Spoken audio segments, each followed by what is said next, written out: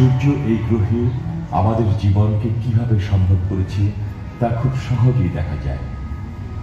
আমাদের বনকে সবুজ করেছে, সমুদ্রকে নীল করেছে, পৃথিবীর চারদিকে আলোর ঝলকানি বইয়ে দিয়েছে। কিন্তু সূর্য একমাত্র নক্ষত্র নয়, বিষয়টি আমাদের জন্য গুরুত্বপূর্ণ। কল্পনা করুন তো, যেসব নক্ষত্র কোটি কোটি বছর আগে জীবিত বা মৃত ছিল, তাদের ছাড়া আমরা এখানে থাকতেই পারতাম না।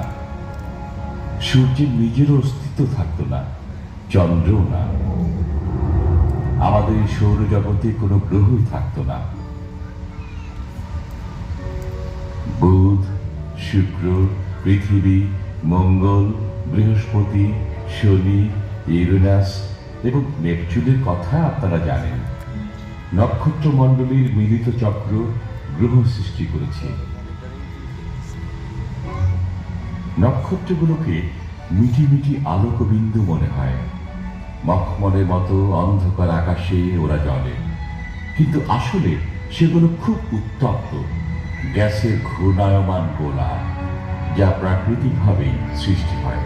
খোলা চোখে পৃথিবী থেকে যদিও আমরা মাত্র কয়েক হাজার নক্ষত্র দেখতে পাই, কিন্তু এর বাইরেও অনেক তারকা রয়েছে। আল্লাহ কি বানাইছে ভাই? সম্প্রতি বিজ্ঞানীরা বিশ্ব ব্রহ্মাণ্ডে 3টি মাত্রা নিরূপণ করেছেন।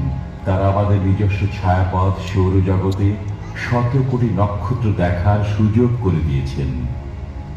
সৌরজগতের নিচেই বিশ্ব ব্রহ্মাণ্ড। আমাদের চারপাশে যা দেখা যায়, তার জন্য নক্ষত্রগুলোর কি কোনো ভূমিকা আছে? আমি যাই দেখবার আপনাদের সাথে থেকে এই নক্ষত্র ভ্রমণে খুঁজে দেখব।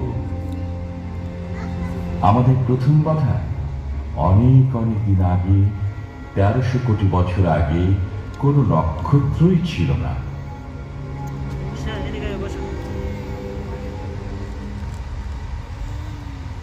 কেবল ঘন পদার্থের অদৃশ্য কোনো বস্তু ছিল, এবং এর মধ্যে ছিল হাইড্রোজেন ও হিলিয়াম গ্যাস। ঘন বস্তুর মধ্যাকর্ষণের মধ্যে এই গ্যাস সঞ্চিত হয়ে প্রথম তারাগুলো সৃষ্টি হয়।